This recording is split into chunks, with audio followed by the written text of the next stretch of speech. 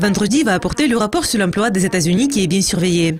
Et ce n'est qu'une des publications qui pourrait secouer les marchés d'échange. Donc jetons-y un coup d'œil. Deux publications sur l'économie allemande en février vont paraître à 6 heures. Et la balance commerciale en est une. L'excédent commercial a augmenté en janvier car les exportations n'ont pas progressé en ligne avec les attentes. Les productions industrielles a fortement rebondi en janvier et ont totalement annulé une baisse de 2,4% enregistrée au cours du mois précédent. La balance commerciale et la production industrielle du Royaume-Uni seront publiées à 8h30.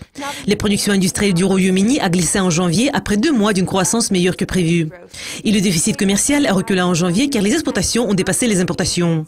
Le gouverneur de la Banque d'Angleterre, Mark Carney, va faire un discours à Thomson Reuters à Londres à 9h. Le sujet n'a pas été annoncé à l'avance, mais ce sera le premier discours public depuis le déclenchement officiel du Brexit. Les publications suivantes vont paraître à midi.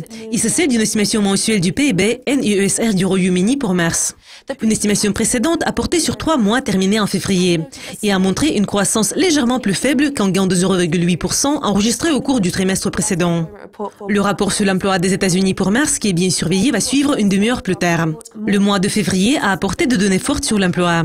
En plus, c'était le premier mois complet de l'administration de Donald Trump. Le rapport sur le travail du Canada pour mars va paraître à la même heure. Et cette publication est d'une grande importance pour les traders du UR. En février, le rapport du Canada s'est renforcé plus que prévu, car l'emploi a progressé et le taux de chômage a reculé de 0,2 points.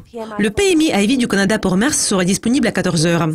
L'indice a atteint son plus bas sur 7 mois en février, mais il reste toujours dans le territoire positif. Le crédit à la consommation des États-Unis pour février sera publié à 19h. Les consommateurs ont pris moins de crédits que prévu en janvier. Et les crédits renouvelables ont connu une baisse particulièrement forte. Je m'appelle Jessica Volker. Vous avez regardé le calendrier économique pour vendredi 7 avril. Ne manquez pas notre prochaine révision de publication prévue pour lundi. Au revoir.